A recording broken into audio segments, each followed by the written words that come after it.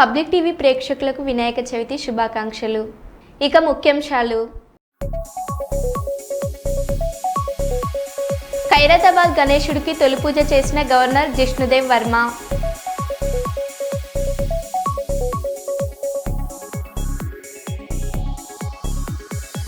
కాకినాడలో కళ్ళు చెదిరే గణపయ్య 1000 కిలోల చాక్లెట్లతో కొలువుదీరిన వినాయకుడు.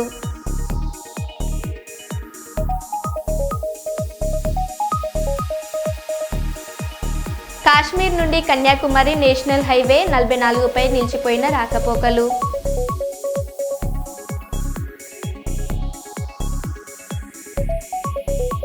కామారెడ్డి జిల్లాను ముంచెత్తిన వరదలు.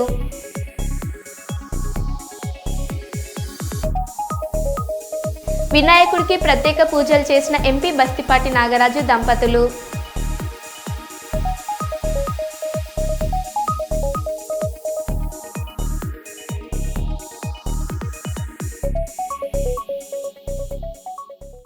Ramagundam police commissionerate Mancherial zone Mancherial పట్టణ పోలీస్ స్టేషన్ పరిధిలోని పాత మంచిర్యాల రామాలయం శివాలయం ప్రాంగణంలో గణపతి నవరాత్రి ఉత్సవాల సందర్భంగా ఏర్పాటు చేసిన వినాయకుడి పూజా కార్యక్రమానికి మంచిర్యాల డీసీపీ ఏ భాస్కర్ ఐపీఎస్ గారు అధికారులతో కలిసి పూజా కార్యక్రమానికి నిర్వహించి తీర్థ ప్రసాదాలు తీసుకున్నారు. ఈ సందర్భంగా డీసీపీ మాట్లాడారు.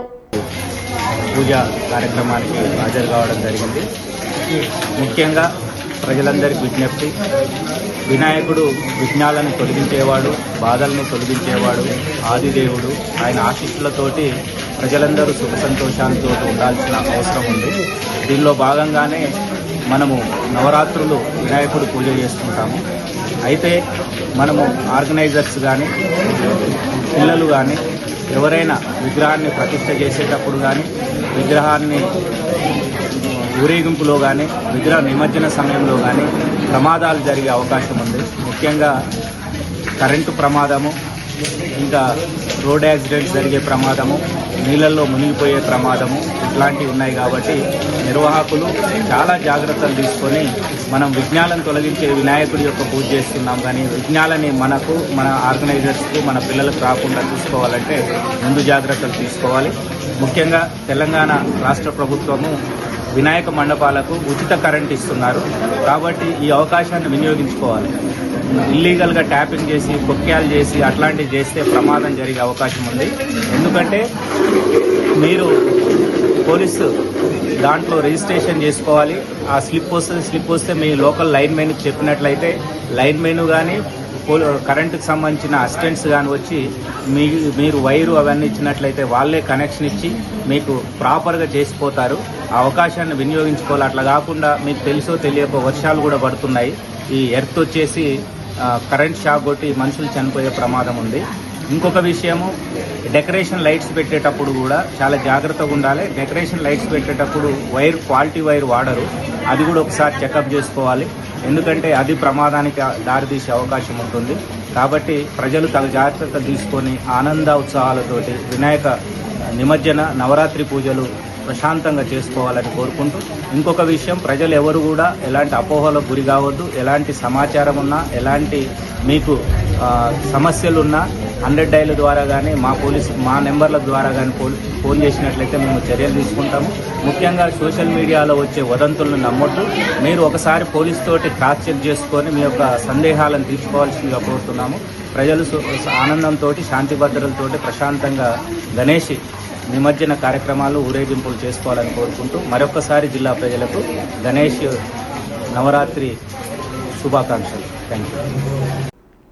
కేవీఆర్ జూనియర్ కాలేజ్ అవినీతి ప్రిన్సిపల్ లాలప్పను వెంటనే సస్పెండ్ చేయాలని కర్నూలు పట్టణం కలెక్టర్ కార్యాలయం నందు యూత్ కాంగ్రెస్ విద్యార్థి యువజన సంఘాల జేఏసీ ఆధ్వర్యంలో ధర్నా కార్యక్రమం నిర్వహించారు. అనంతరం యూత్ కాంగ్రెస్ జిల్లా అధ్యక్షులు మహేంద్ర మాట్లాడారు.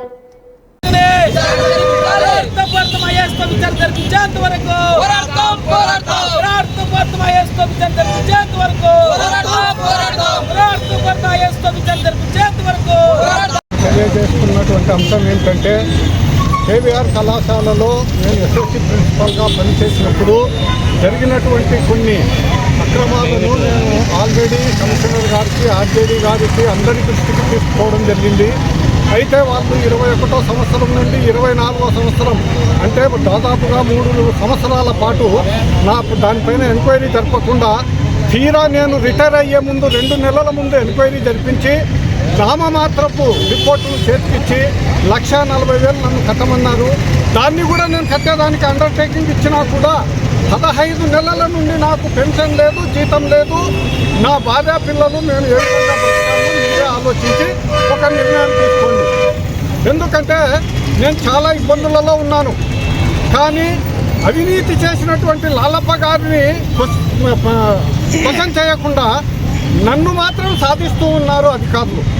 నేను అన్ని ఆధారాలతో వాళ్లకు నా యొక్క బాధను వ్యక్తపరిచినా కూడా ఇంతవరకు వాళ్ళు ఏ విధమైన చర్యలు తీసుకోలేదు.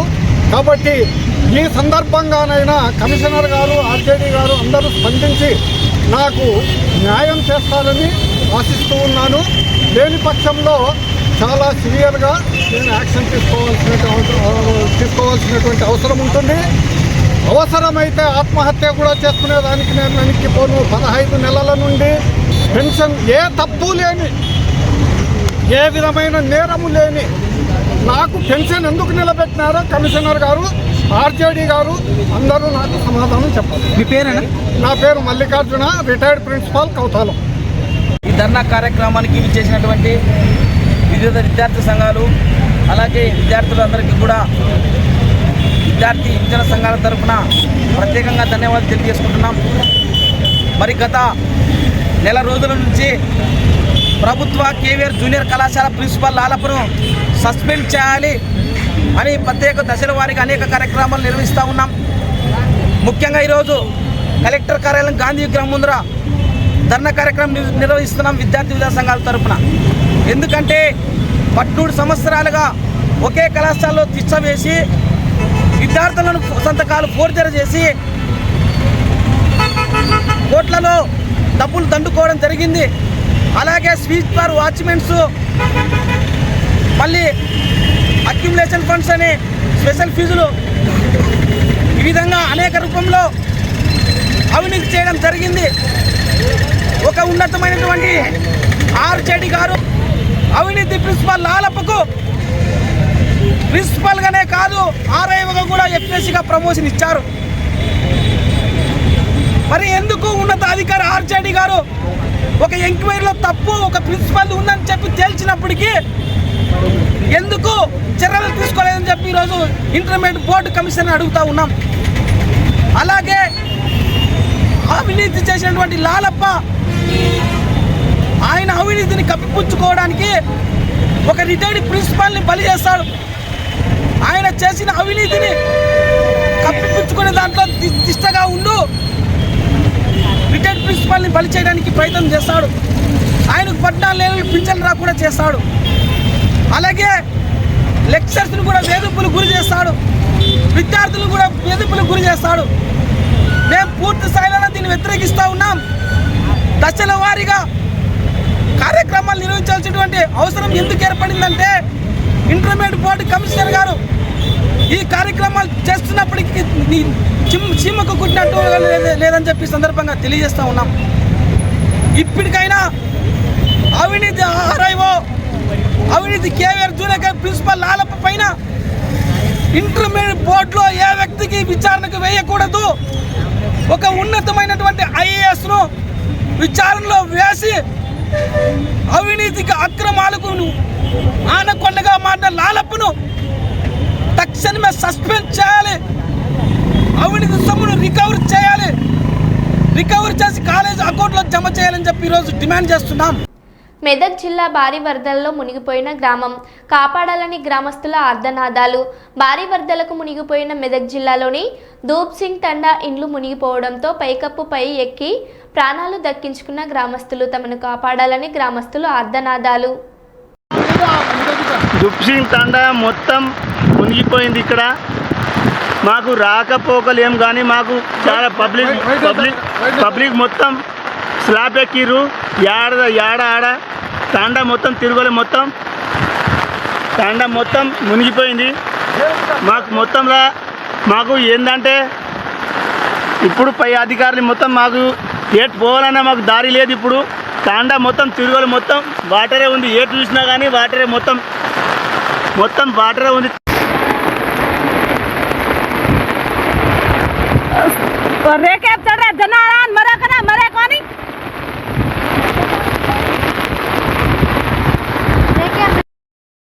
కర్నూలు జిల్లా అదోని డివిజన్ కౌతాలం మండలంలో వెలిసిన ఉరుకుంద ఈరన్న స్వామి దేవాలయంలో భక్తులపై ఎలాంటి దాడి జరగలేదని దేవాలయంలో ఈవో వాణి మీడియాతో చెప్పారు. ఈ సందర్భంగా ఆమె మాట్లాడారు.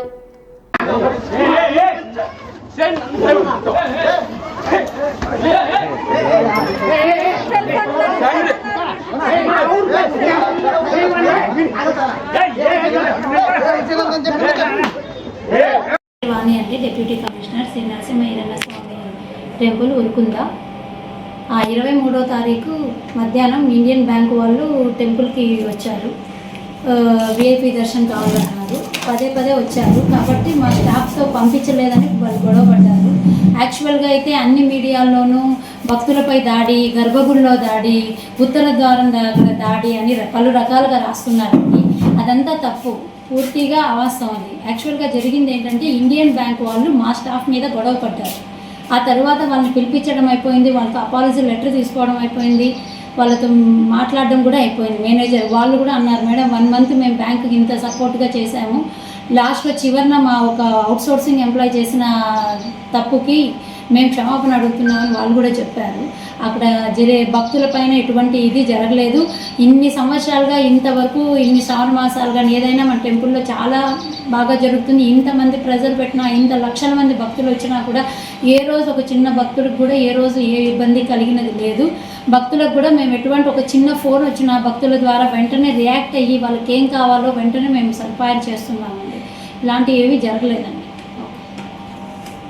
కర్నూలు జిల్లా అదోని పట్టణంలో ఎన్జీఓస్ భవనం నందు విలేకరుల సమావేశంలో నూర్ అహ్మద్ మాట్లాడుతూ జిల్లా కోసం అదోని జిల్లా సమితి ఆధ్వర్యంలో అదోని ఎన్జీఓస్ భవనంలో నూర్ అహ్మద్ అధ్యక్షతన 26వ తారీఖు 8వ నెల 2025 సాయంత్రం జరిగిన ఉపాధ్యాయుల, విద్యార్థులు, ఎన్జీఓస్ ప్రజా సంఘాలతో జరిపిన రౌండ్ టేబుల్ సమావేశం విజయవంతంగా జరిగింది. అదోని జిల్లా సాధించే వరకు వెనకాడరాదని నిర్ణయించామని తెలిపారు. అలాగే ప్రజా సంఘాల నాయకులకు నా ఉద్యోగం వందనాలు తెలియజేసుకుంటా ఉన్నా. ఆదోని జిల్లా సమితి ఈరోజు ముందుకొచ్చి ఒక ఉద్యమం రూపంలోన ఆదోని జిల్లాగా అయితే ఇక్కడ ఉన్నటువంటి లాభాలేంటి, ఇక్కడ ఉన్నటువంటి ప్రజలకు ఏం న్యాయం జరుగుతుంది, విద్యార్థులకు ఏం న్యాయం జరుగుతుంది అనే ఉద్దేశంతో ఈరోజు ఈ సభ అనేది ఏర్పాటు చేయడం జరిగింది. ఇక్కడ చూసుకున్నట్లయితే ఆదోని ప్రాంతం జిల్లా అయితే మనకు ఇక్కడ ఆలూరు కానీ, మంత్రాలయం కానీ, కోసిక్ కానీ, తర్వాత కౌతాలం కానీ, పట్టుకొండ కానీ, ఎంగేనూరు కానీ ఈ మండలాలన్నిటికీ ఆదోని డివిజన్గా ఏర్పడితే ఇక్కడ నీళ్లు కానీ, నియామకాలు కానీ, ఉపాధి కానీ, విద్య కానీ, వైద్యం కానీ అన్నిటికీ మనము దాదాపుగా ఇక్కడ ఆదోని ప్రాంతం నుంచి ఈ ప్రాంతాల నుంచి కర్నూలు వెళ్ళాలంటే దాదాపు 100 కిలోమీటర్లు పైగానే అవుతుంది.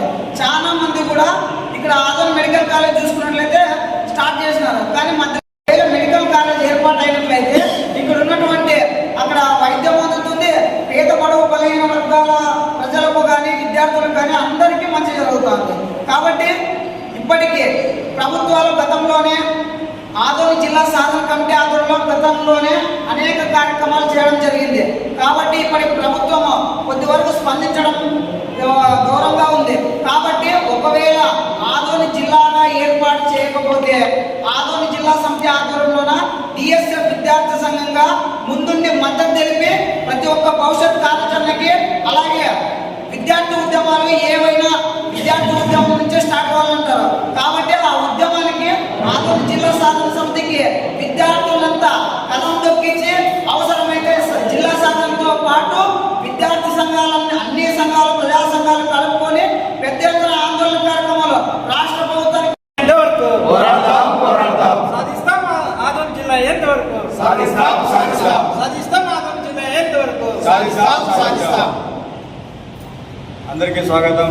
ఈరోజు ఆదోని జిల్లా సమితి ఆధ్వర్యంలో మరి ముఖ్యంగా విద్యావంతుల వేదికగా ఉపాధ్యాయులు, డాక్టర్లు, మెడికల్ డిపార్ట్మెంట్, ఏపీఎన్జిఓస్ ప్రజా సంఘాలు, విద్యార్థి సంఘాలు అందరూ కలిసి ఈరోజు ఆధునిక జిల్లా ఎలా సాధించాలనే దాని మీద ఆధునిక ఏపీ ఎన్జిఓస్ భవన్లో రౌండ్ టేబుల్ సమావేశం పెట్టడం జరిగింది.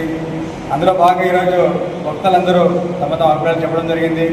ముఖ్యంగా తెలుసుకున్న విషయం ఏమంటే 70 ఏళ్ళుగా ఆధుని మరి కర్నూలు జిల్లాలో కూడా ఎలాంటి అభివృద్ధి జరగలేదు కాబట్టి ఖచ్చితంగా ఆధునిక జిల్లా ఏర్పాటు దీనికి పరిష్కారం. ఎందుకంటే నాయకులందరూ నిర్లక్ష్యంగా వివరించడం వల్ల, సమస్యలపై స్పందించకపోవడం వల్ల ఆధునిక డెవలప్ కాలేదని ఈరోజు సారాంశంగా మేము చూస్తున్నాము. ముఖ్యంగా ప్రభుత్వం ఆధునిక జిల్లాని కూడా ఒక పాయింట్గా చేర్చడం అనేది మేము హర్షిస్తున్నాము. ఈ సందర్భంగా అదేవిధంగా ప్రజల తరఫున కూడా రాబోయే రోజుల్లో ప్రభుత్వానికి నివేదికలు పంపే విధంగా, డిమాండ్ చేసే విధంగా ఈ కార్యాచరణ ఉంటుంది. అందులో భాగంగా మరి ఆలూరు ఎమ్మెల్యే గారు వారితో ఫోన్లో మాట్లాడుతూ కూడా ఆయన విరూపాక్షి గారు ఆలూరు జిల్లాకు మద్దతుగా మాట్లాడడం జరిగింది. అదేవిధంగా డాక్టర్ మధుసూదన్ గారు ఎమ్మెల్సీ గారు వారే స్వచ్ఛందంగా ఫోన్ చేసి నాకు మరి ఆధునిక జిల్లాకు అనుకూలంగా వారు మాట్లాడడం జరిగింది. ఎంతో సంతోషం. అదేవిధంగా కూటమి నాయకులు కూడా దీనికి అనుకూలంగా ఉండడం అనేది ప్లస్ పాయింట్. కాబట్టి ప్రజలు, ఉద్యోగస్తులు, వ్యాపారస్తులు అదేవిధంగా అన్ని వర్గాల వారు కూడా ముందుకు కదిలి ఆధునిక జిల్లాను సాధించాల్సిన అవసరం ఉంది. ఆధునిక జిల్లా అనగా ఆధునిక మంత్రాలయం, ఆరూరు, పత్తికొండ, ఎమ్మిగనూరు మరి ఇవన్నిటికీ సెంటర్ పాయింట్ ఉన్న ఆధునిక జిల్లా ఏర్పడని కోరుకుంటున్నాము. ముఖ్యంగా రాబోయే రోజుల్లో ఈ ఉద్యమం తీవ్రంగా తీసుకోవడానికి మేము ప్రణాళిక రచిస్తున్నాము, శాంతియుతంగా, రాజ్యాంగబద్ధంగా. మరి ఈరోజు ఉపాధ్యాయులు, విద్యావంతులు, విద్యార్థులు, ప్రజా సంఘాలు రావడం అనేది మరి ఉద్యమానికి విజయ సూచికగా మేము భావిస్తున్నాము. అందులో భాగంగా వచ్చే మంగళవారం అనగా 2వ తేదీ ఆధునిక సబ్ కలెక్టర్ గారికి మొత్తం డివిజన్ పరంగా ఉపాధ్యాయులు, ఉద్యోగస్తులు, విద్యార్థులు, ప్రజా సంఘాల వారు, ప్రజలు, వ్యాపారస్తులు తరలి వచ్చి మరి సబ్ కలెక్టర్ గారికి ఆధునిక జిల్లా డిమాండ్తో ఒక మెమరీ ఇవ్వడానికి ఈరోజు ఈ సమావేశం తీర్మానించింది. అందుకు అనుగుణంగా ప్రజలందరూ స్వచ్ఛందంగా తరలి వచ్చి ఆ రోజు భారీ కాణిపాకం రాష్ట్ర ప్రభుత్వం తరపున అధికారికంగా శ్రీ కాణిపాక వరసిద్ధి వినాయకునికి పట్టు వస్త్రాలు సమర్పించిన దేవాదాయ శాఖ మంత్రి ఆనం రామనారాయణ రెడ్డి అనంతరం కాణిపాకం ఆలయ ప్రాంగణంలో నూతన అన్నప్రసాద హాల్ను ప్రారంభించిన మంత్రి ఆనం అనంతరం మీడియాతో మాట్లాడారు. జరుగుతుంది అన్నప్రసాదం యొక్క పరిణితి ఎలా ఉన్నది, దాని యొక్క ప్రమాణాలు ఎలా నిర్వహిస్తున్నారనే దానిలో భక్తుల వద్ద నుంచే ప్రతిరోజు దానిలో మేము సర్వే టీమ్స్ని పెట్టి సర్వేల్లో తీసుకోవడం జరుగుతుంది. ఒక్కొక్కటిగా అన్ని ప్రక్షాళన అవుతూ ఉన్నాయి. ఇవాళ ప్రతి ఆలయంలో అన్నప్రసాద వితరణ అనేటువంటిది అన్ని ఆలయాల్లో కూడా జరగాలి. దాంట్లో ప్రమాణ పరిస్థితులను మెరుగుపరుచుకోవాలన్నది ఇవాళ ప్రభుత్వం యొక్క ఆలోచన. అంతేకాదు అర్చకులకి గతంలో 10,000 రూపాయల పారితోషికం ఉంటే ఈ ప్రభుత్వం వచ్చిన తర్వాత 15,000 రూపాయలకి పెంచడం జరిగింది. ధూపదీప నైవేద్యాలకి గతంలో 5,000 రూపాయలు ఇస్తుంటే ఇప్పుడు 10,000 రూపాయలను చేసి దాదాపుగా 5,250 ఆలయాలు. అలాగే పూజాది కార్యక్రమాల్లో పరిచారికలు కావాలి అనేటువంటిది ఇవాళ అవసరం ఉంది. వాటన్నిటినీ కూడా ఇవాళ ఆలోచన చేసినటువంటి ఈ ప్రభుత్వం దేవాదాయ శాఖలోనే 500 ఉద్యోగాలను ఖాళీలుగా ఉన్నాయి. అది అర్చకుల దగ్గర నుంచి ఆఫీస్ కార్యక్రమాలకు వాడేటువంటి అటెండర్లు, వాచ్మెన్లు, స్వీపర్ల వరకు కూడా దాదాపు 500 ఉద్యోగాలు ఖాళీగా ఉన్నాయి. గడిచిన అనేక సంవత్సరాలుగా గడిచిన ప్రభుత్వం వాటిని భర్తీ చేయక నిర్లక్ష్యం చేసింది. ఇవాళ ఈ ప్రభుత్వం 500 ఉద్యోగాలని అటు పరిచారికలే కాదు, వేద పండితుల ఉద్యోగాలే కాదు, ప్రభుత్వంలో అడ్మినిస్ట్రేషన్లో పనిచేసేటువంటి అధికారులు అన్ని పోస్టులు ఫిలప్ చేయమని చెప్పి ముఖ్యమంత్రి గారు ఆదేశాలు ఇచ్చారు. త్వరలోనే దేవాదాయ శాఖ వాటన్నిటిని భర్తీ చేయడానికి నోటిఫికేషన్ ఇవ్వబోతుంది అని చెప్పి నేను ఈ సందర్భంగా తెలియజేస్తాను. కాబట్టి ఇవాళ ఆంధ్రప్రదేశ్లో జరుగుతుంది అన్నప్రసాదం యొక్క పరిణితి ఎలా ఉన్నది, దాని యొక్క ప్రమాణాలు ఎలా నిర్వహిస్తున్నారనే దానిలో భక్తుల వద్ద నుంచే ప్రతిరోజు దానిలో మేము సర్వే టీమ్స్ని పెట్టి సర్వేల్లో తీసుకోవడం జరుగుతుంది. ఒక్కొక్కటిగా అన్ని ప్రక్షాళన అవుతూ ఉన్నాయి. ఇవాళ ప్రతి ఆలయంలో అన్నప్రసాద వితరణ అనేటువంటిది అన్ని ఆలయాల్లో కూడా జరగాలి. దాంట్లో ప్రమాణ పరిస్థితులను మెరుగుపరుచుకోవాలన్నది ఇవాళ ప్రభుత్వం యొక్క ఆలోచన. అంతేకాదు అర్చకులకి గతంలో 10,000 రూపాయల పారితోషికం ఉంటే ఈ ప్రభుత్వం వచ్చిన తర్వాత 15,000 రూపాయలకి పెంచడం జరిగింది. ధూపదీప నైవేద్యాలకి గతంలో 5,000 రూపాయలు ఇస్తుంటే ఇప్పుడు 10,000 రూపాయలను చేసి దాదాపుగా 5,250 ఆలయాలకి ధూపదీప నైవేద్యాలను ప్రతి నెల 1వ తారీఖు వచ్చేటప్పటికి శోభాయమానంగా ఇవి హిందూ ధర్మానికి సనాతన ఆచారాలకు ప్రభావాలకి కట్టుబడి ప్రతి ఒక్కరం కూడా ఈ ఆలయాలన్నింటినీ కూడా ప్రజలకి దగ్గర కావాలి, చేరువ కావాలి. ఆ ఆధ్యాత్మిక భక్తితో ఆ కుటుంబాలన్నీ ఆ దేవుని యొక్క అమ్మవారి యొక్క చలువతో వాళ్ళకి మంచి జరగాలని చెప్పి ఈ ప్రభుత్వం నిరంతరం తప్పిస్తూ ఈరోజు ఈ వినాయక చవితి పర్వదినాన మేమందరం ఇక్కడికి వచ్చాం. ఈ వినాయక చవితి పర్వదినాన ఈరోజు ప్రభుత్వ ప్రతినిధిగా అలాగే మా శాసనసభ్యులు, మా కమిషనర్ గారు, మా జిల్లా కలెక్టర్ గారు, ఇతర అధికారులు, ఇతర ప్రజాప్రతినిధులు అందరం కలిసి మేము ఆ వినాయకుని కోరుకున్నది ఒక్కటే, ఆంధ్ర రాష్ట్ర ప్రజానీకానికి సర్వతోముఖాభివృద్ధి కావాలి. సంక్షేమం అభివృద్ధి అనేటువంటిది 2 కళ్ళగా ఈ రాష్ట్ర ప్రభుత్వం ముందుకు నడిపించాలి.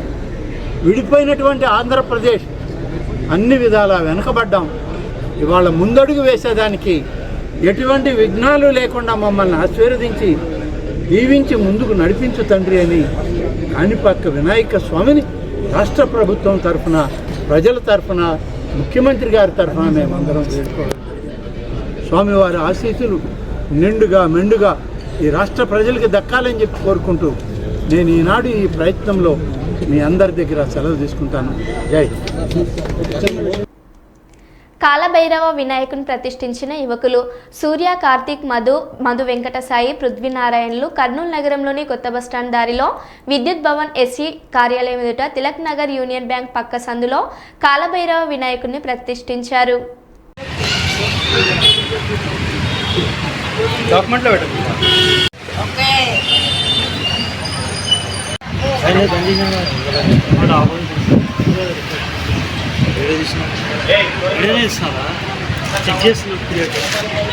సిద్ధి వినాయక భక్త బృందం నుంచి అందరికీ వినాయక చవితి శుభాకాంక్షలు. మేము ఈ కాలనీలో గత 15 సంవత్సరాలుగా వినాయక చవితి జరుపుకుంటూ ఉన్నాము. చిన్న విగ్రహం నుంచి ఇప్పుడు భారీ విగ్రహం వరకు మా వినాయక చవితి కమిటీ సభ్యులు ఎదిగారు. ఇప్పుడు ఈ సంవత్సరం వినాయకుడు వచ్చేసి కాలభైరవ గణపతి. ఈ అవకాశం మాకు ఇచ్చినందుకు మెగా న్యూస్కి వాళ్ళకి, శ్రీచక్ర టీవీ వాళ్ళకి ధన్యవాదాలు. చిన్న లేదు పెద్ద లేదు, ప్రతి ఒక్కరు ఏ పని కావాల్సి వస్తే ఆ పని చేసుకుంటూ పోతారు. ఇది మన ఇంటి పని మాదిరిగా చూసుకుంటూ వెళ్ళిపోతూ ఉంటారు. వినాయకుడు వచ్చినంటే పిల్లలందరికీ ఉత్సాహం వచ్చేస్తుంది. ఎందుకంటే స్కూల్ అన్నీ బంద్ చేయొచ్చు, మంచిగా డ్యాన్సులు వేయచ్చు, అన్నీ చేయొచ్చు అని చెప్పేసి దాంతోపాటు భక్తి పార్వశ్యంలో కూడా మునిగి తేలుతారు మన ప్రజలు. వినాయక స్వామి ఆశీస్సులు అందరికీ అందాలి, అడ్డంకులు తొలగిపోవాలని, జ్ఞానం శ్రేయస్సులకు అధిపతి అయిన వినాయక స్వామి ఆశీస్సులు అందరికీ అందాలని 17వ వార్డు కార్పొరేట్ కైప పద్మలతారెడ్డి కోరారు. కర్నూలు నగరంలోని 17వ వార్డు లక్ష్మీ గార్డెన్లో పార్కు నందు వినాయక చవితి స్వామి పుట్టినరోజు సందర్భంగా వినాయక స్వామికి ప్రత్యేక పూజలు చేసి అందరి ఆయన ఆశీస్సులు అందాలని కార్పొరేటర్ కైప పద్మలతారెడ్డి కోరారు. నీరాజనానంతరం కరశుద్ధ్యర్థం నమస్కరోమి. హర నమః పార్వతీ తనయ హర హర మహాదేవ శంభో శంకర హర. విఘ్నేశ్వర మహారాజ్ కీ జై. మహాలక్ష్మి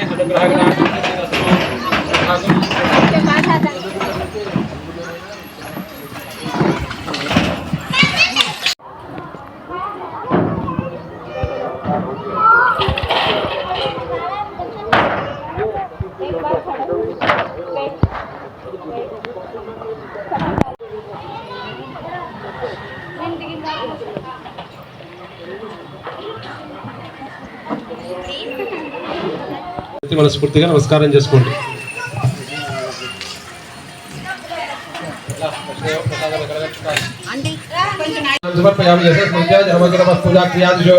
न्यूनं संपूर्णनाम जाते सत्यवत धर्मचर मंत्रहीनं क्रियाहीनं भक्तिहीनं गणाधिपाय पूजितं मया देवा परिपूर्णं तदस्तमे अनेन भगवान् सर्वात्मा सर्वं श्री महागणाधिपति देवता सिद्धिबुद्धि समर्थ श्री प्रसिद्ध विनायक स्वामी देवता సుప్రియదాస్ ప్రసన్న ప్రతాప